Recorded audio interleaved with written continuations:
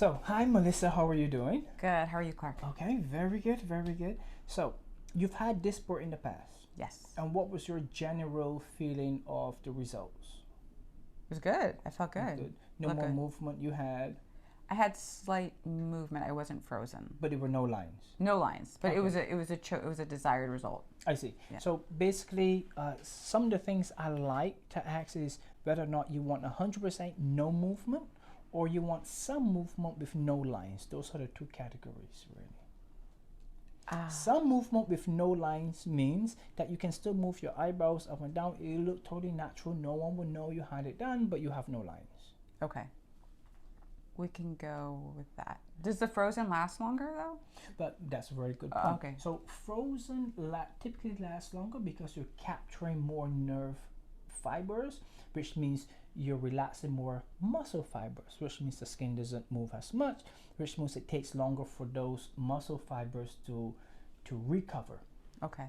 The more movement you have, the more natural it is, the less likely it will last as long as frozen. So frozen lasts longer, but most people want some movement. Some movement. Yeah. Okay. So I would go. I do want movement, but this is going to be interesting because I do want as much frozen here. So, that's a specific area. So typically, is that possible? this is called a glabellar zone. So The let's frown. take a look here in the camera. So this is the glabellar zone. Frown for me, squeeze really angry. Some people call it the 11s or the triple ones, but this is the glabellar zone, which is made up of 3 muscles, 1, 2, 3, and sometimes 4 and 5. Now this here, typically no one wants any movement there. It's not necessary to have this movement. However, this is the only way. This and the crow's feet are the 2 places I would say no movement is really necessary there. You know, no one necessarily wants to show crow's feet per se, unless someone likes it. The forehead is where you have that option, movement versus no movement. But remember, the forehead controls the eyebrows. So if you ever hear of an eyebrow droop or an eyebrow drop, or another word for it is ptosis, not ptosis, ptosis. If it's ptosis, then it means that the forehead was either over-treated or treated inaccurately. Okay. Whenever there's an eyebrow problem, it's the forehead that's given the eyebrow problem. So when you're treated along the eyebrows, that doesn't give you drops because the eyebrows only go this way.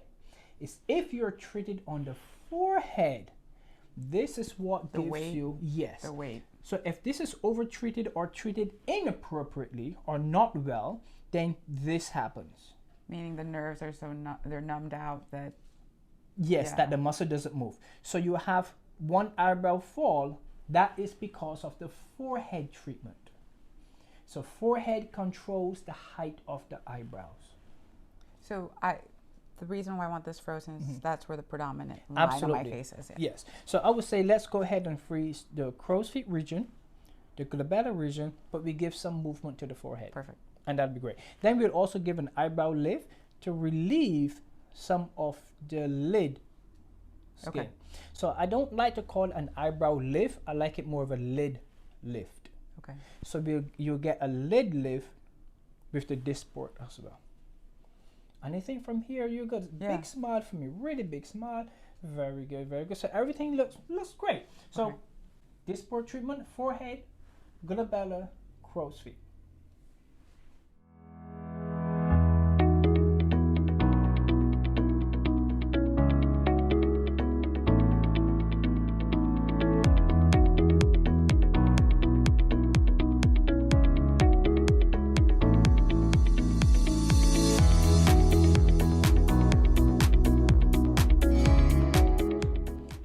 So Melissa just had 3 areas: forehead, glabella, crow's feet, and some lid lift. Melissa, how was that?